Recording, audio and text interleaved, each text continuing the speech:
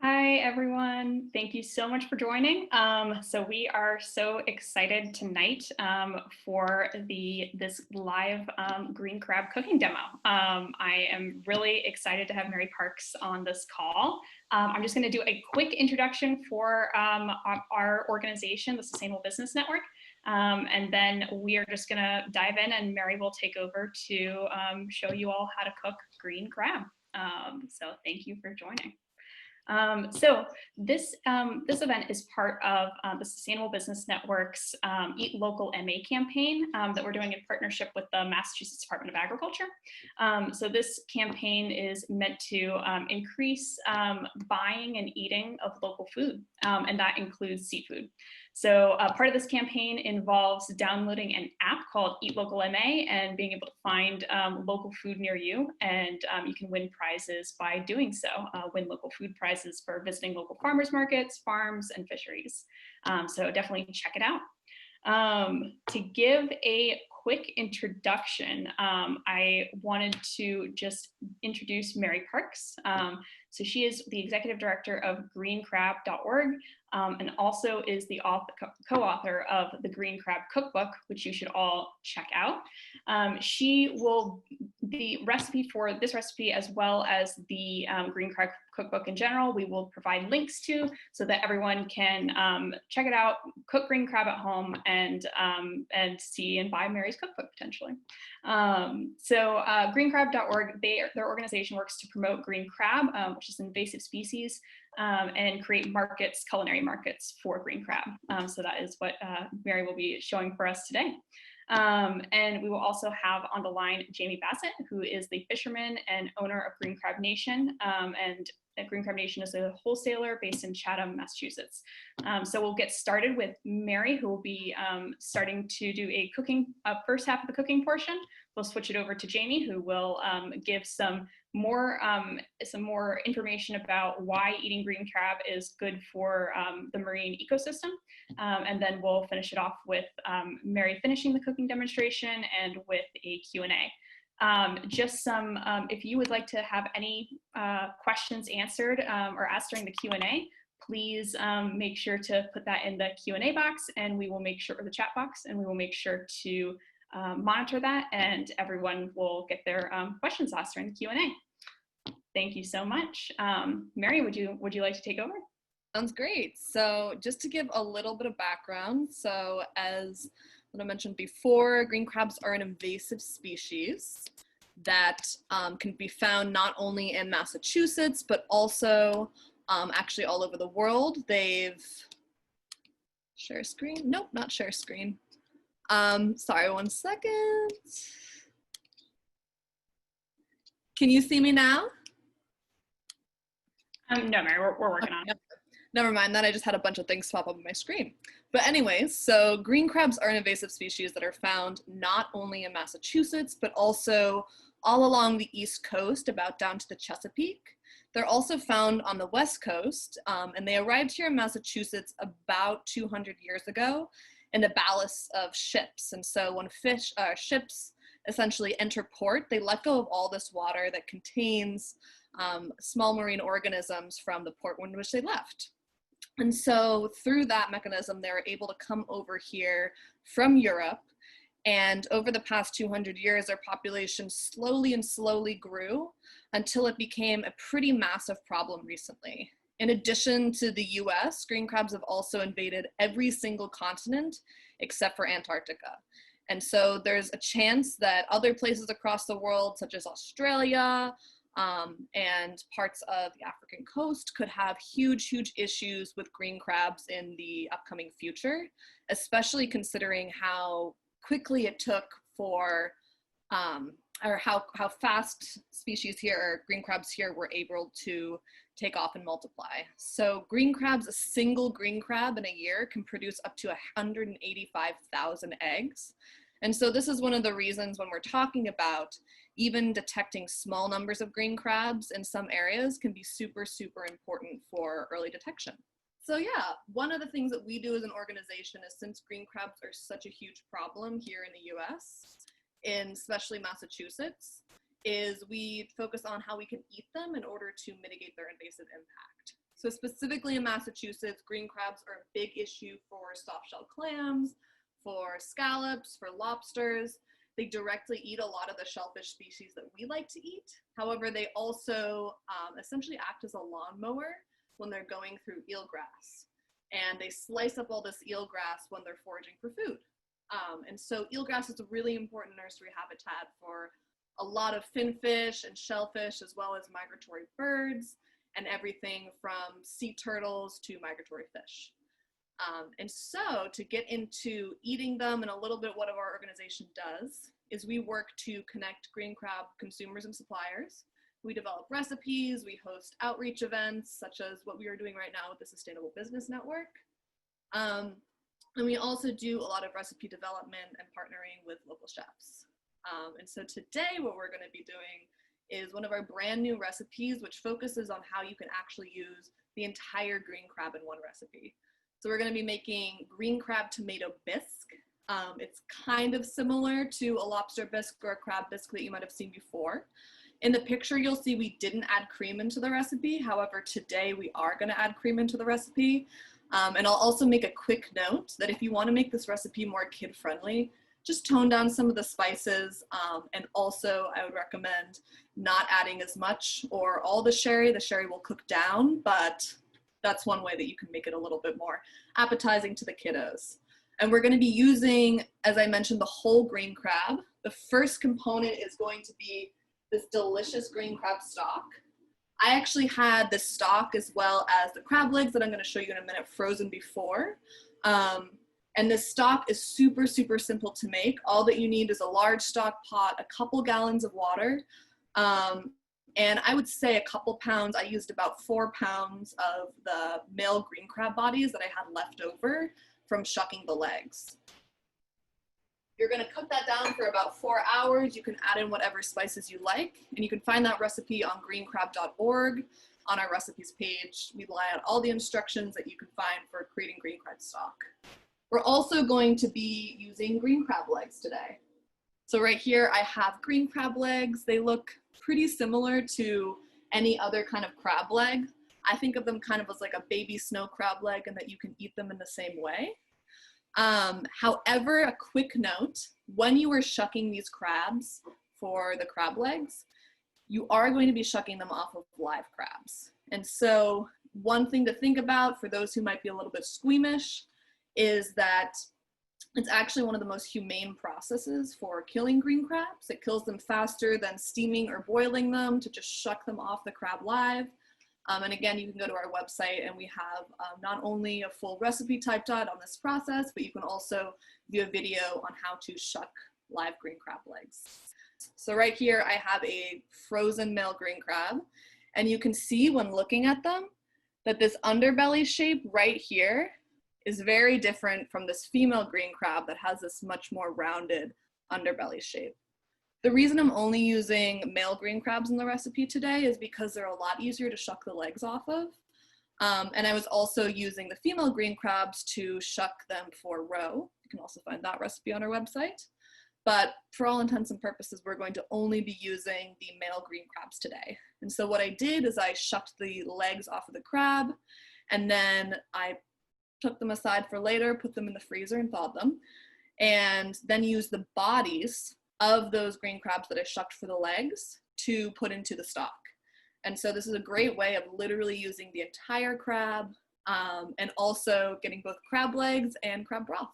I have had in my oven on 400 degrees for about an hour some onions, some tomatoes, and some carrots roasting. So I'm gonna go ahead and take those out.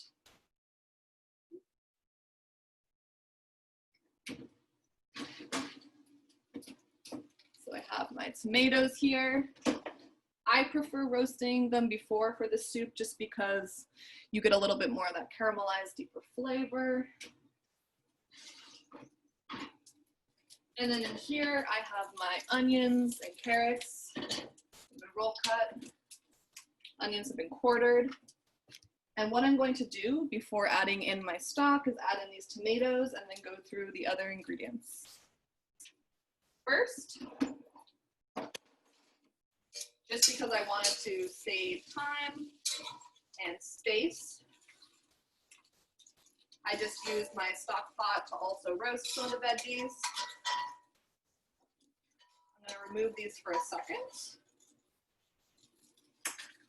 And then I'm going to add in some olive oil here.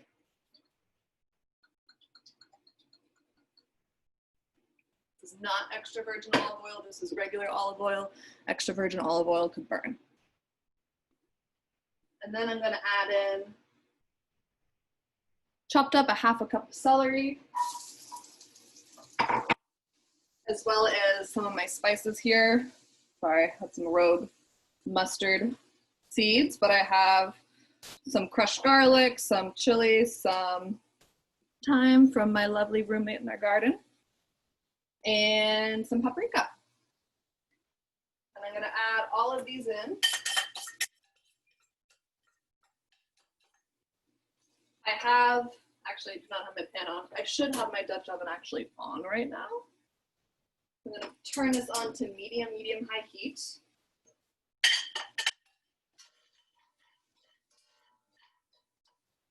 Just so those pieces of celery start to sweat. Give that just a few seconds. And as you'll see right here, there is a bit, where's my thing? There is a bit of color on all of my veggies. This is exactly what I want before they go into the soup. Again, it adds a lot of richness. Some people, when they're making a bisque or a broth, will just kind of put all of the vegetables in and saute them in the pan for a little bit before adding in your other components. I prefer doing it in the oven before, also because you can just walk away from it.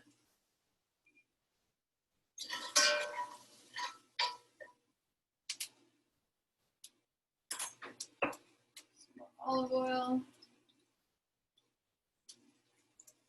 You can use some butter too if you'd like.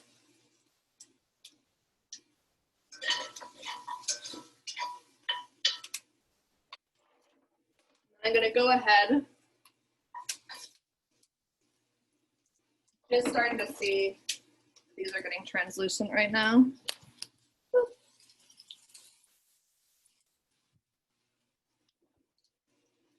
going to go ahead and add the rest of my veggies to the pot.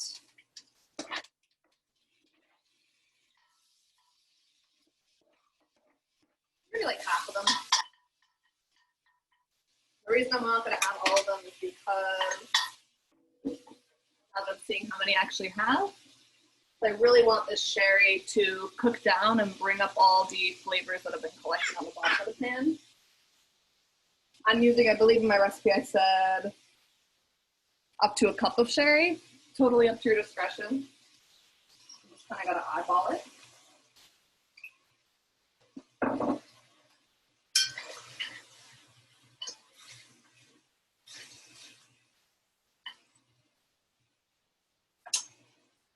This is going to make it so all the juices from that roasting process are getting collected into the soup. So I'm going to let this cook down just until the sherry has evaporated. Then I'm going to add in the rest of my veggies, then the stock, and I've added in all of my spices except for this basil that I have right here. Some purple basil, also from my lovely roommate. And I'm gonna add this in at the very end and keep a few leaves for garnish.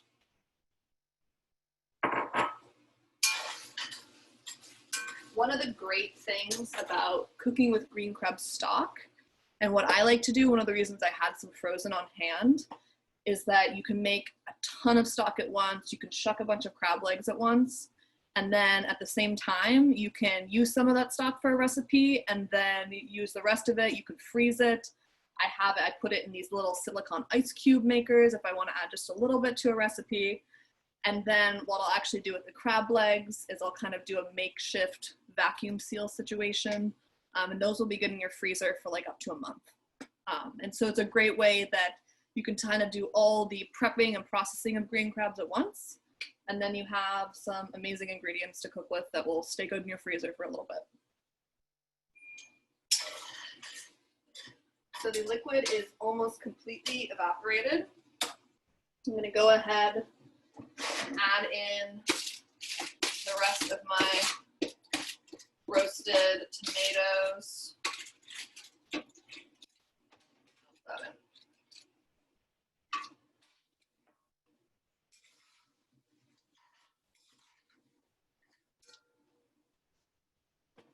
This to the side. Now comes the really fun part. We are going to be adding in the green crab broth. So I have 2 cups of green crab broth here.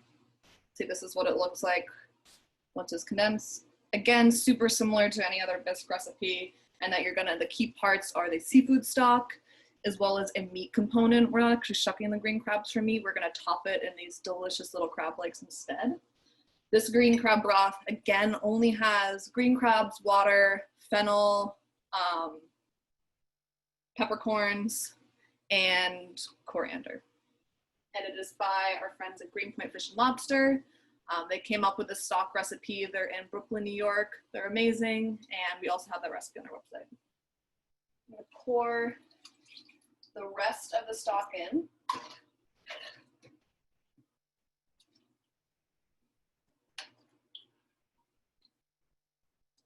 And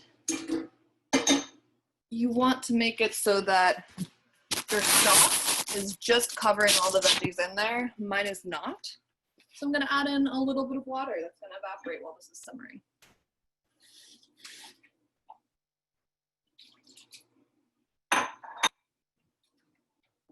I've also, just to note, I've gone ahead and salted all of these veggies before they went into the oven. And now I'm just going to add a little more salt to taste. And I'll adjust this at the end after it's been simmering for a while.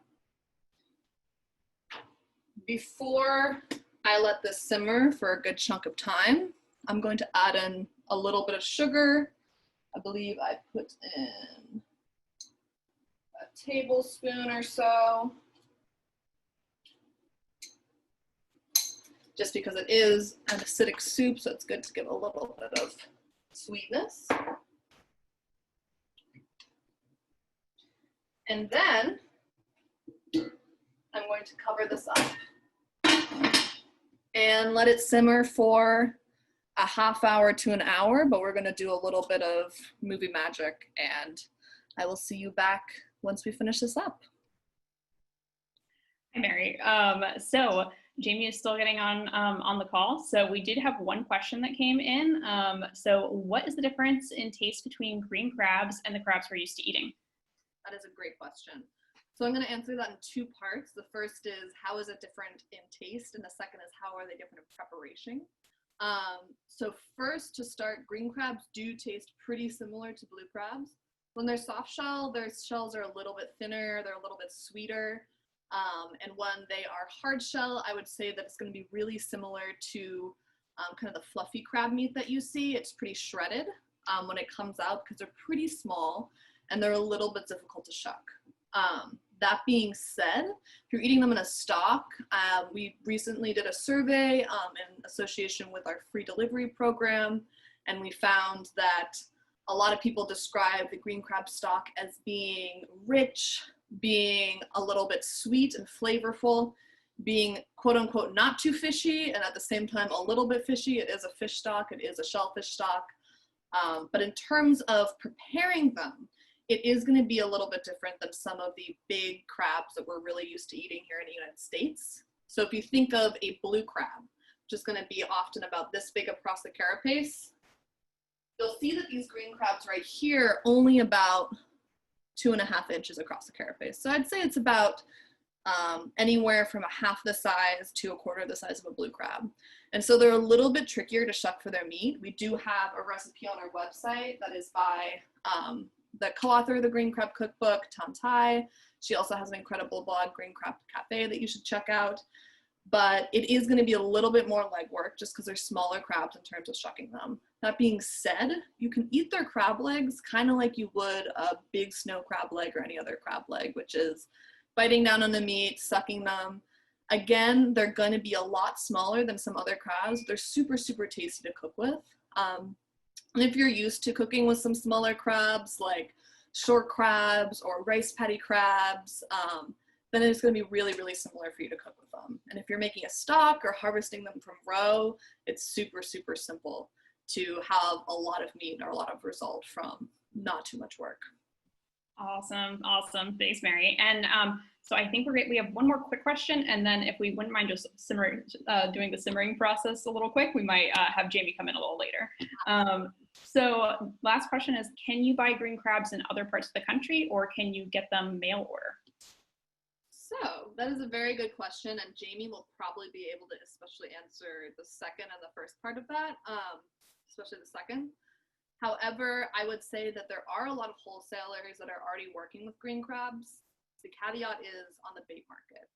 And so one thing that Jamie does that's very different is processing them for culinary use. Even though green crabs are often considered a bait species here in Massachusetts, if you hop across the pond to Venice, Italy, they're considered a culinary delicacy. And even though they're sold for less than $1 a pound often in the United States, in Venice, especially a soft shell green crab can go for upwards of 80 euros a kilo. And they also not only have this whole different arm of processing them because they're not considered a bait species, but they also have different products that green crabs are sold for, such as roe or caviar and stuff like that. And so part of what our organization is hoping to do is work with wholesalers and people who are green crab suppliers like Jamie and the shellfish broker in order to see how can we work with existing wholesale channels to make those crabs available to the general public. At this moment, it's going to be pretty hard for you to find a green crab at a seafood market. That being said, if you ask the seafood market if they have access to green crabs, that same seafood market, their wholesaler will often have access to green crabs in some way. And it's not a huge leap for that wholesaler to switch from selling green crabs on the bait market to selling green crabs for culinary use. And so I'd encourage you to ask your fish market if they're selling green crabs, even if you know they're not. And I would also say that you can always check on our website. We have a where to buy page. Not only will we be working with wholesalers in Massachusetts and New York in order to make green crabs available for the general public to buy, and a lot of those distributors also have home delivery as an option, but we'll also be updating that with local fishermen who are fishing green crabs in case wholesalers are interested in learning how to find them. Awesome, awesome. Thank you so much. And I think we're going to be going into our second portion of cooking. So 30 minutes, right, Mary, of simmering? And pretend this is 30 minutes. My apologies, I did not have my blender out at this moment because I thought I'd have a little time. So the rummage, give me a second. And while Mary's getting set up, I just wanted to say that this is brought to Eat Local MA is sponsored by the Massachusetts Department of Agriculture. We work closely with the department to encourage having eat local food from not only farmers but from fishermen, and also local food producers and restaurants that are sourcing from local farms and fishermen. And if you are interested in more information about our campaign, this campaign goes through August and September. I will put a link in the chat box. So what I'm going to start with now, if I had an immersion blender, this would be perfect for this process. However, I do not.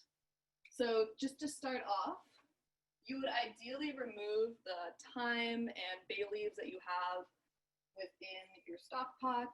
My thyme sprigs were very, very small, so I'm just going to leave it in there. It'll be fine. And I'm going to scoop the soup, turn it off, and scoop this mixture into my blender and add in fresh basil. And just so you can get an idea, this is what it looks like now. After about a half hour of simmering to an hour, it would look a little different, but still the general idea. I get my ladle. And ladle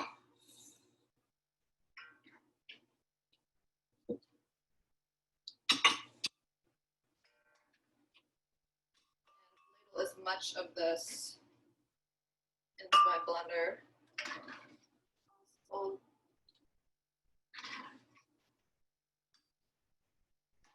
One thing I would say about this is a blender like this is totally fine. Do be careful if you're using something like a sealed blender, a magic bullet. It is hot soup. You can also wait till it cools down if you want to, but you could have a little bit of an explosion if you're not careful. At this point, I'm just going to pour the rest of my soup into here.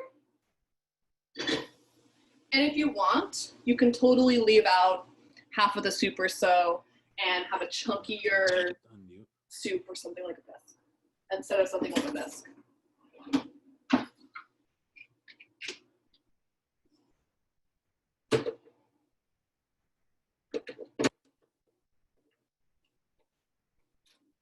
And I'm going to blend this until it's pretty smooth. Letting a little bit of the heat out every now and then.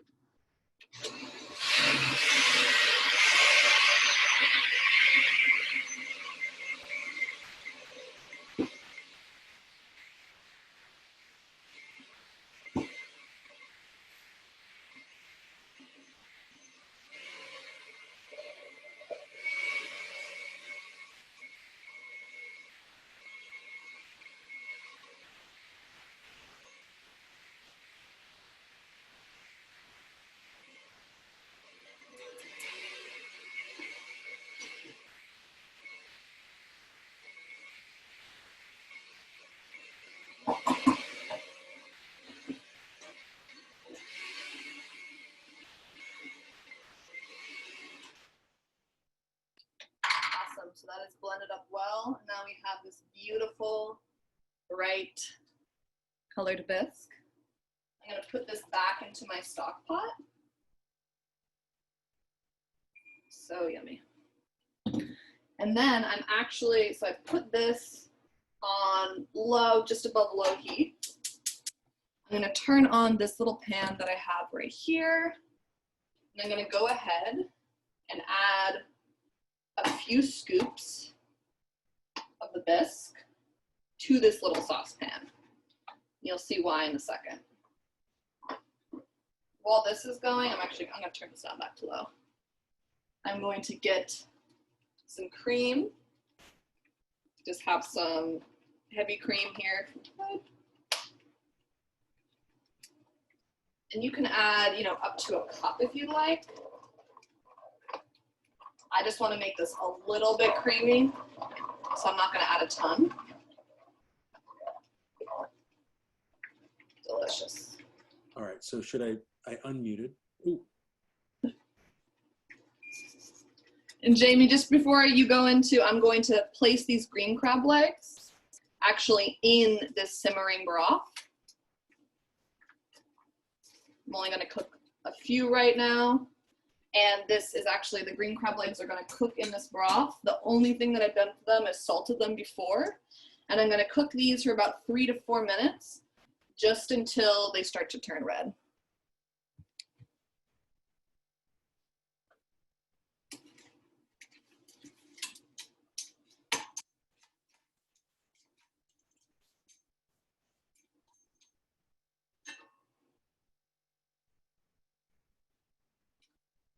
See over here, this is what I have right now for my bisque.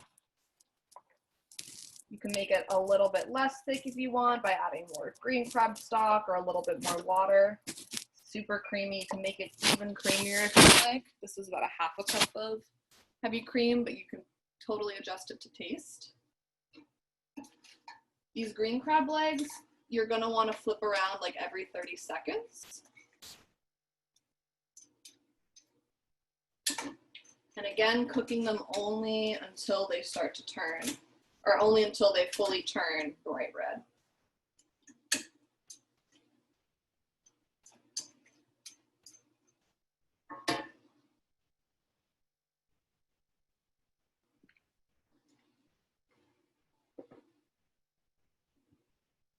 Gonna get a nice soup bowl.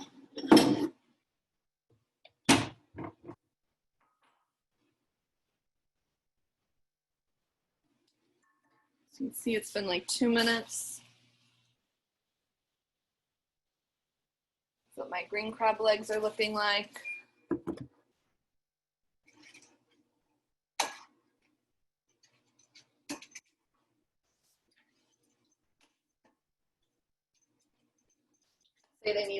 30 more seconds.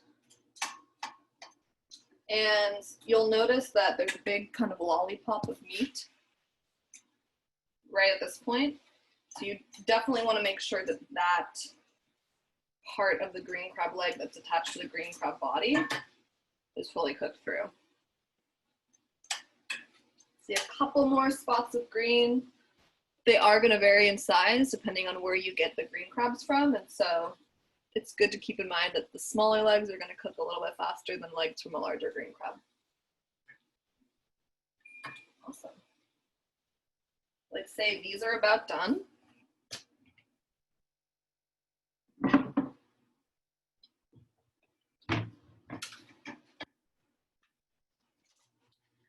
And if you like, there is no pressure to cook them this way. You can cook them on our website. We also have a recipe for buttery green crab legs that have been layered with some spices. I mean, you could cook them fried. You could cook them in like a crab boil. There's so many possibilities. Now I'm ready to plate up my soup. It was beautiful, delicious bisque.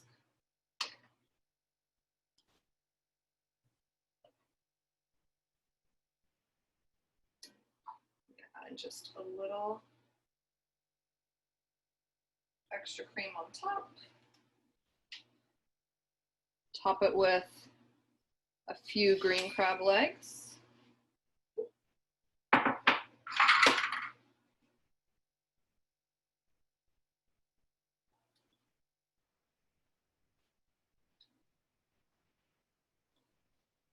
And little garnishes of basil. Now you'll see the end result over here. It's a super yummy bisque.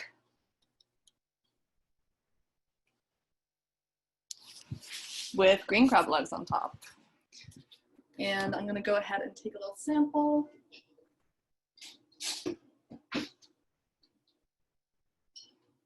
I love the roasted veggie flavor so much, especially how it plays with the green crabs. That's really, really, really good. You could add a little bit more salt at the end phase if you wanted to. I did kind of heavily salt my veggies because I like things salty. And for the green crab legs, dip them in the soup.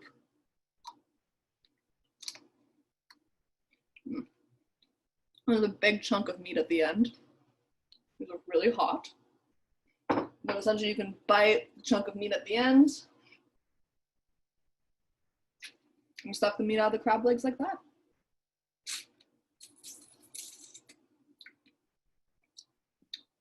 Very yummy. That looks so delicious, Mary. I know I am wanting some of that. I'm sure we all are. Thank you so much. Mary, you did get a compliment on your apron in the chat. Awesome. Looks so delicious. So everyone can try out this recipe at home. The link is in the chat, and also you'll be emailed the link as well. So we do have Jamie Bassett on the line. I wanted to go ahead and turn it over to you, Jamie. Jamie, for those who have just joined, Jamie is a fisherman, and he is also the owner of Green Crab Nation, which is a wholesaler in Chatham. Jamie, it would be great if you could give some information and thoughts about how eating green crab is not only delicious, but sustainable and good for the marine ecosystem. So I just wanted to say thank you very, very much for having me on this webinar. Really appreciate the invitation, and I've worked with Mary Parks for several years, and I just want to also thank her for taking the time to do the demonstration of for cooking. It was excellent. The green crab bisque is. It's actually something to note. Probably maybe about 2 years ago, one of the resort hotels in this area called the Chatham Bars Inn. It's a large resort, completely packed in the summertime in Chatham, Mass, which is on the elbow of Cape Cod. They had contacted me, and they found out that I was a green crab fisherman, and they said, "Oh, can you could you bring us some green crab? And at that point, I was selling green crab for bait for conch fishermen. And conch is a delicacy for the Asian markets as well as the Italian markets. It's in the Italian markets, conch is used for something called scingili, which is a kind of a shredded conch. It's quite delicious. But before that, green crab was used for a bait for conch. And so I had been selling into the bait market for a while, and this out of the blue, this resort contacted me and said, "Oh, we'd really like to. We heard you were a green crab fisherman. Could you possibly bring us some samples?" And I was thrilled. I said, "Absolutely." So I'm pretty sure that at that time I called up Mary in some excitement. I said, "Guess what?" So I brought them probably about 4 bushels of green crab, and met with their executive chef, and then I didn't hear anything for the longest time. And I thought, oh, well, you know, at a certain point I thought, well, oh, I wonder how that went. And then I forgot about it. But all of a sudden they called me back and they said, we really need more green crab. We're out of it. We used all of that green crab to make green crab bisque. It was one of our signature dishes on our menu. And we really loved it. And can you get us more? And when can you get us some more?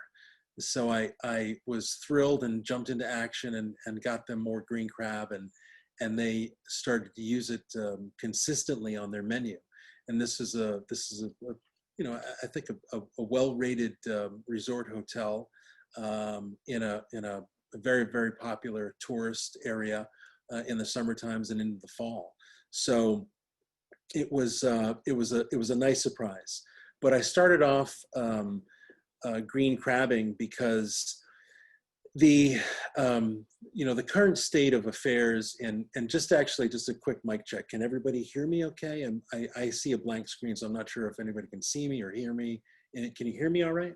So we can hear you. We don't see your video. Oh, all right. So maybe I can change that. So video, let's see here. You know what? I'm sorry that you can't see my video. I'm not quite sure how to get that up and running, but I'll try as I talk here. Let's see here. But if everybody can hear me, I guess that might be okay.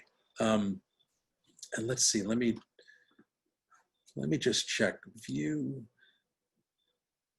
Well, I'll keep talking and I'll try to get video up in a second here. But in any case, so I started green crabbing probably about 5 years ago because the fisheries are extremely regulated. And if you, for example, if you're a young fisherman, let's say you are just exiting high school and, you know, it's something that your family has done and you've decided to get into fishing. If you wanted to be a lobsterman or a lobster woman or a lobster fisher, for example, you would not be able to just go and get a lobster license. You would have to get that lobster license through a long, drawn-out process of, and it would cost a lot of money to buy a state permit or a federal permit.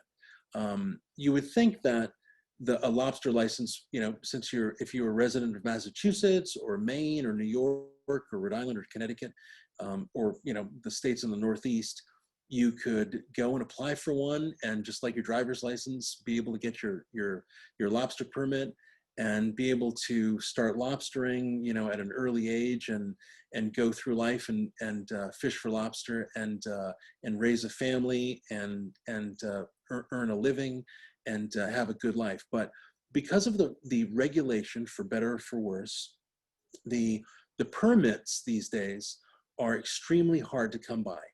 And so, and they often cost a lot of money in order to obtain. And so there are probably, I think the last time I counted, there were, I started a kelp farm about 4 years ago in Massachusetts, and we were going through this process, and we had to justify the reason for, wanting to start a kelp farm. And one of the reasons, similar to green crab, was that all of these permits, a conch permit, a horseshoe crab permit, a lobster permit, a black bass permit, they were all highly regulated and only available, and they were closed categories, meaning that you could not just walk into the governing body, which is the Division of Marine Fisheries, and obtain one of these licenses. So that being the case, I thought, wow, what is something that I could do? I mean, I want to work on the water and sort of maintain a maritime tradition that has been in my family for a long time.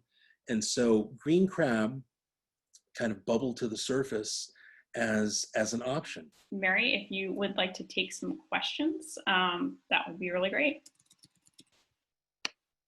So we have had a few questions come in.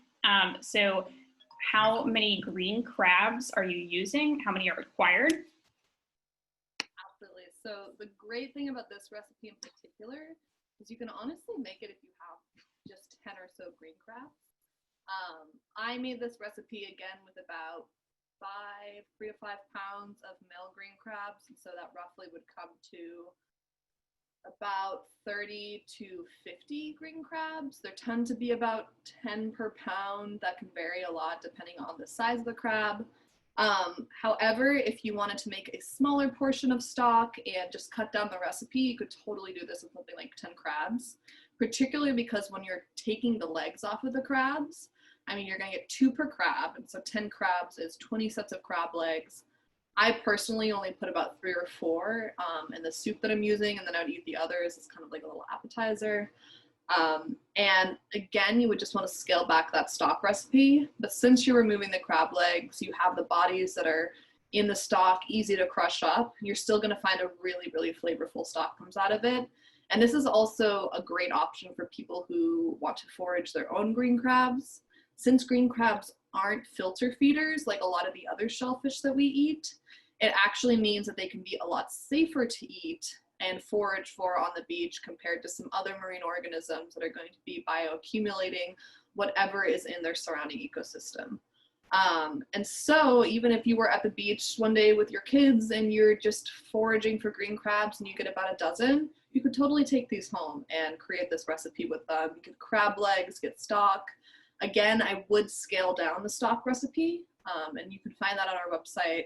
Maybe it would be like a half gallon or a third of a gallon of water instead.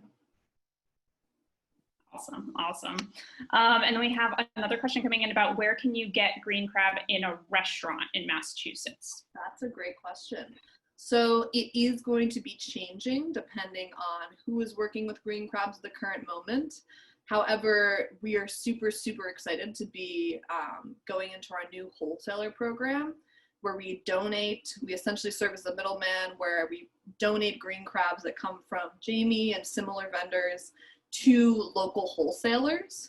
And then those wholesalers will be distributing green crabs to restaurants within our network. And so far we've worked with Wolf's Fish for, I believe, 2 weeks now. And they have distributed green crabs to restaurants such as Loyal 9 in Somerville, Nightshade, Noodle Bar, and I believe SRV. However, if you want to kind of stay up to date on what restaurants are going to be serving green crabs, we're going to try to make that information a little bit more available. And on our website and on our Instagram, we'll be announcing who's working with green crabs in the moment. However, a lot of this is going to depend on who buys green crabs that day. It's part of the great thing about our new wholesaler program is that instead of us working with chefs directly, those wholesalers are able to work with their same channels in order to get green crabs into the hands of Massachusetts chefs. If you're interested in cooking with green crabs on your own, we are also going to be organizing a free green crab pickup program as part of our Shuck at Home initiative, which is our summer initiative to get people cooking with green crabs at home.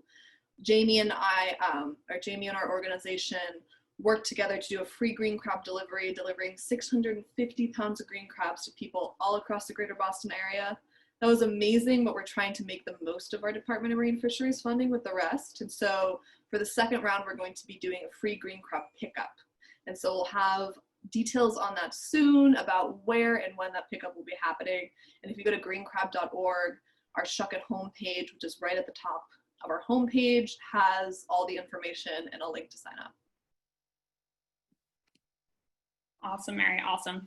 So I think we are having a few oh, Jamie, are you there? Also, I'm very sorry, my cat, Penelope, has been very insistent that she wants some green crabs. So if you hear a little bit of a meow meow going on throughout this entire process, she loves green crab and she is not leaving alone. Very cute, very cute. So Jamie, if you're there, feel free to answer, and Mary as well. These are questions that are Q&A just for either of you to answer. So I wanted to know just about how coronavirus has impacted just fisheries in general, and I think in green crab in general, and how to, and with getting this message out about promoting green crab to consumers, if that has had any impact. Mm-hmm. I think Jamie would probably be able to speak to this question a little bit better than me. What we've seen personally is that, you know, with fishermen, they've had to focus on more of what does make them money. And so maybe Jamie, if you want to talk a little bit more about, you know, why transitioning green crabs to the culinary market especially has been, you know, important for you during COVID. Sure. Yeah, thank you for the question. And I apologize for dropping off a little bit earlier. So yeah, so COVID has, in general, so COVID hasn't actually impacted the local fishery too much, because what we're finding is that people are staying home and they, you know, they want to be safe in their homes. And so they are, they're ordering from fish markets. So they're not going out to eat. They're not going out to have perhaps a, you know, a tuna steak or fried clams. So they are making use of the local fish markets to order fresh fish. So the business for local seafood has actually been booming. And that has also been the case with green crab, because green crab as kind of a new ingredient has really taken off. So one of the things I think that is nice about the green crab, and which has resonated with many people, is that green crabs are, you know, incredibly sustainable. I was Mary and I were at the Green Crab Summit, which took place about 2 years ago, and we had a notable scientist from Machias who discussed how green crabs will probably never be eradicated from the ecosystem, because each female produces hundreds and hundreds of thousands of eggs. So in his opinion, it was a source of food that could be forever sustainable. And so, you know, people were sort of like, wow, that's really interesting. How, you know, it was hard to wrap your head around it, but when he explained it, that one female can just lay so many eggs that the resource will be with us for a long time. And so that also resonates with people who are concerned about global warming and the situation, you know, with our planet. You know, how can they do their part to, you know, help maintain, for example, a local fishery such as an oyster farm? Well, we know that green crabs, you know, love seed shellfish. They eat soft shell clams. They eat soft shell. They eat juvenile clams and juvenile hard shell clams, as well as juvenile oysters, and anything in their path. They're really warm machines. They can survive in temperature extremes, and they really not only ravage shellfish beds, but they can ravage eelgrass beds, which are also, you know, very important for fish spawn. That's where you know, baby fish hide in the eelgrass. And so the thought of being able to have something so delicious as green crab on the menu has really taken off. Did you hear the part where I was discussing a local resort which wanted green crab, had ordered green crab for me.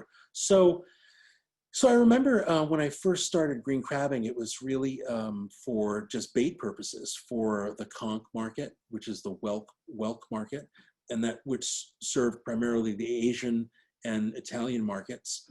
But I really thought that, you know, there must be something more to green crab than just the bait market. And then out of the blue, this prestigious resort contacted me because they knew that I was a green crab fisherman. And they said, we'd like to order some green crab from you, some bushels of green crab. And I was, of course, you know, thrilled at the prospect of selling green crab to a restaurant. And so they ordered 4 bushels, and I brought them, you know, bushels fresh out of the water. And then I didn't hear anything at all from them for probably 3 months. And I thought, you know, at a certain point, I thought, oh, well, that's a bummer. I'll probably never hear from them again. And then one day I got a phone call from the sous chef, and he said, we're out of green crab. We really need more. Can you get us some today?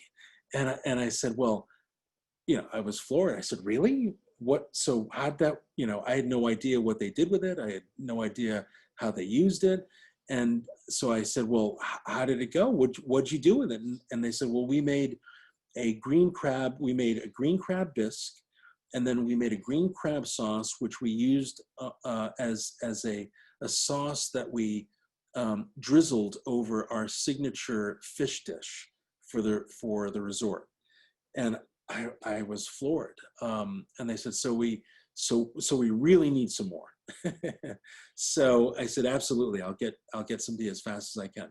So it was really at that point where, you know, I saw a shift in the use for green crab from just a bait item to possibly a real, you know, culinary ingredient that could be used for many, many different purposes. And it was great. It was wonderful.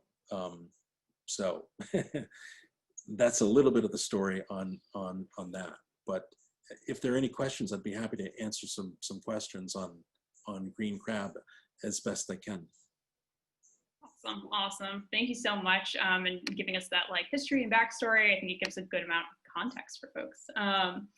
So I think, so Mary, I think a good question would be how, what are some of your other recipes from your cookbook, and how can folks find your cookbook and check it out for themselves?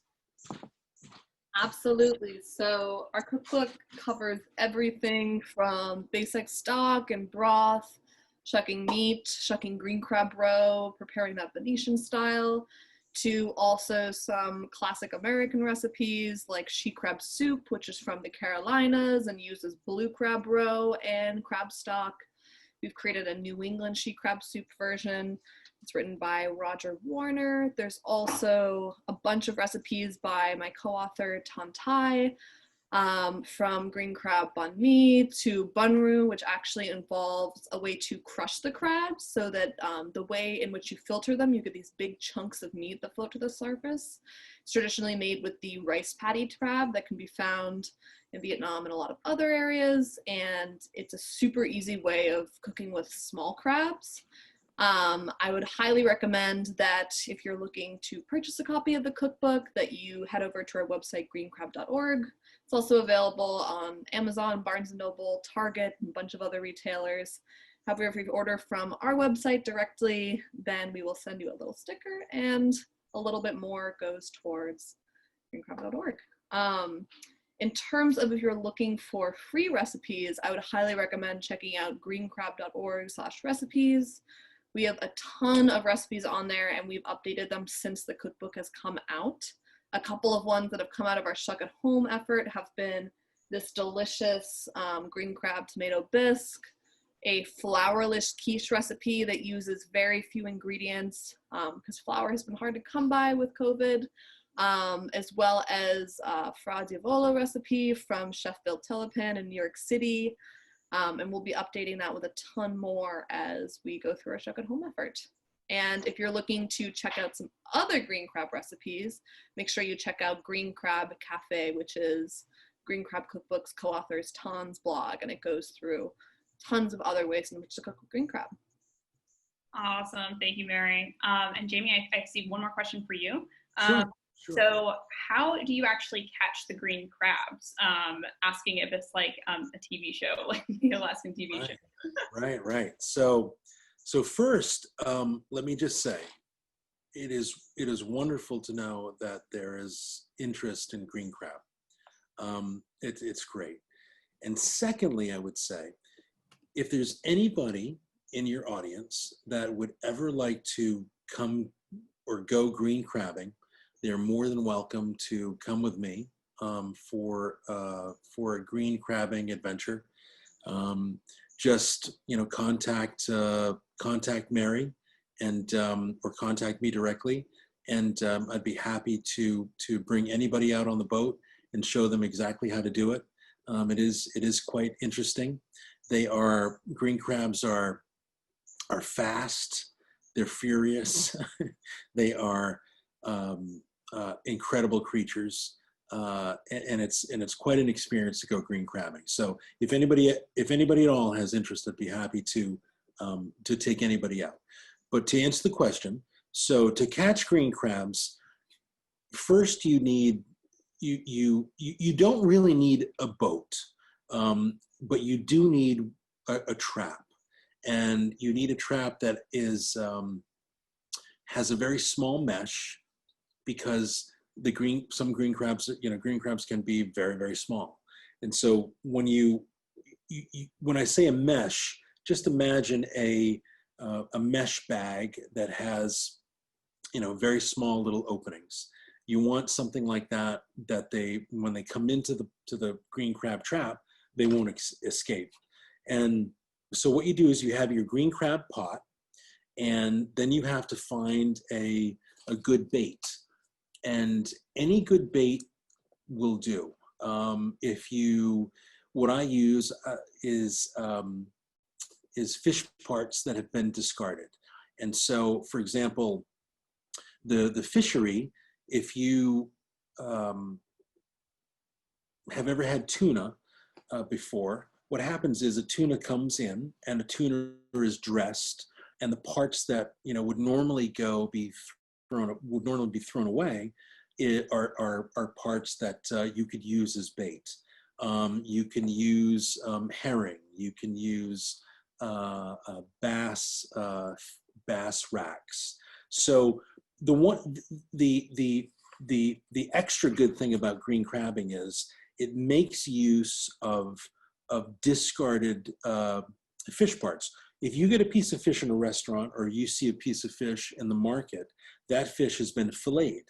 And most people know what filleting a fish is. That means taking the most desirable piece of product off of the fish, and then presenting that at a fish market or at a grocery store. But what's left is really the head and the tail. And many times that is used for bait, whether it be for lobster or for crab fishing, offshore crab fishing. But green crabs love to eat anything. They absolutely love anything to eat. So you can even use chicken bones, and so they will really pick clean a chicken bone.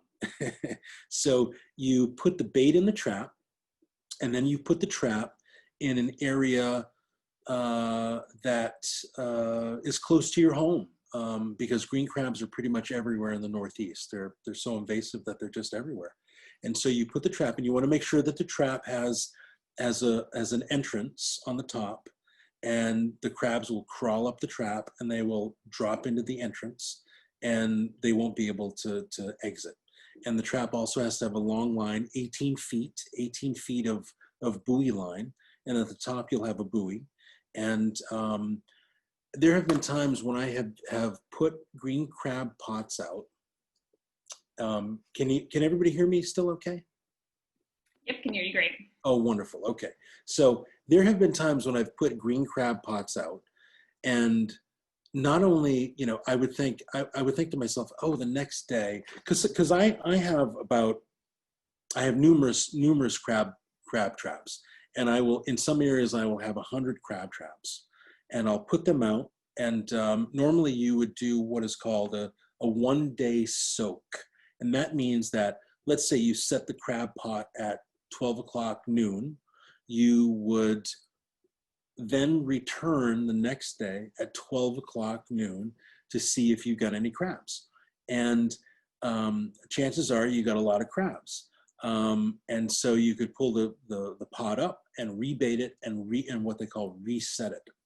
But there have been times, because this species is so invasive, that I have, for example, I've got to the end of my pot. So meaning I've checked my 100th pot.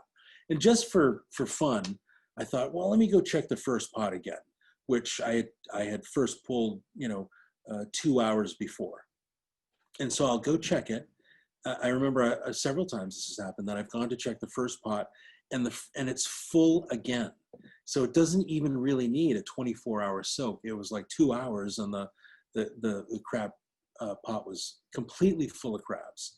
So just set the trap and check it the next day, and you're sure to have crabs if you live in a coastal area. I'm not sure if that answers the question, I hope, but. Yep, I think that did more than answer the question, Jamie. That was giving us some great information there. I love it. Any other questions coming through? So I'm actually, I think we have answered all of the questions that have come through. If anyone has any last questions, definitely feel free to put them in the chat, and we'll let you all answer the last questions. In the meantime, I think that we can go ahead and start doing a little wrap up here. Mary, if you have any last words about just your organization, or checking out greencrab.org, anything like that, feel free to go ahead. If you want to sign up for our email list, again, just head over to greencrab.org. It should be the first thing that you pops up on your page. And again, we're going to be releasing a ton of new recipes. We have another cooking event also coming up next Thursday, where we'll be making a sweet corn salad with green crab roe. Super, super delicious. And we also have our second episode of Shucking School coming out on our Instagram channel. That is going to be at also greencrab.org. And that will go over the process of making stock in a video. If you have any questions, feel free to email me at maryparks@greencrab.org, and make sure you check out our website for everything from how to shuck, clean, process, store, freeze green crabs, where to find them, what you can do with them. You can check out our blog to hear more about what Jamie's done to work with Venetian fishermen in the past. You can check out also our Shuck It homepage for any updates on deliveries and collaborations coming up. And also you can head over to our website to pick up your copy of the Green Crab Cookbook. That's awesome. That's awesome. I have one more question that just came in. We have where can I buy it in Boston? So that might have been someone who came on a little later. Just for those folks, would Jamie or Mary, would you mind answering? Yeah, so right now we're still solidifying our wholesale partnerships. However, if you stay tuned on our email list, we will have some announcements coming soon. I also know Jamie is working on a few things, both with us and on his own. Jamie, do you want to include anything? Sure, absolutely. So I would just say that so I'm located in Chatham, Massachusetts, which is on Cape Cod, which is about an hour and a half south of Boston. And I would say that, since we're trying to promote the use of green crab as a culinary ingredient, I know Mary's doing everything she can to make this work and make this happen, and of course I'm right there with her. And so if anybody, because you never know, there could be people on the West Coast that think, oh my God, we'd really like to try some green crab, but how do we get it? So if there's somebody out there that would like to have green crab shipped to them, I would say contact Mary Parks, and then she will arrange it with me.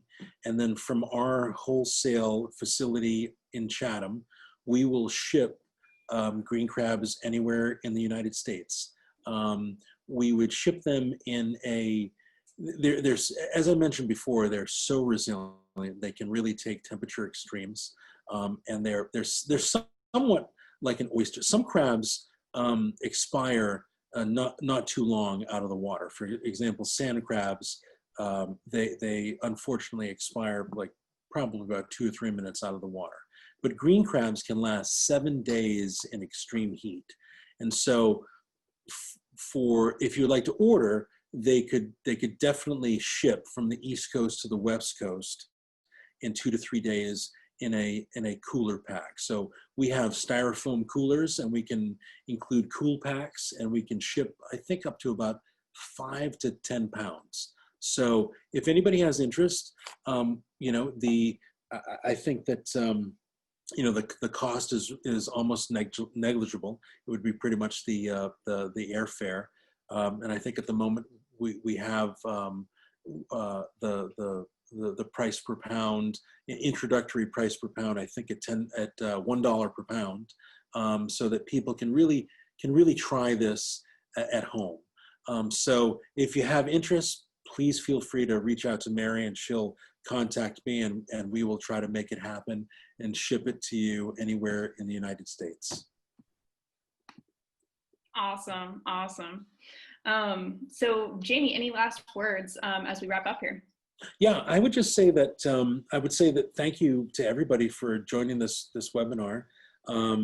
It really is, you know, if you'd like to maybe do your part in helping with global warming, this is definitely something that is accessible for everybody.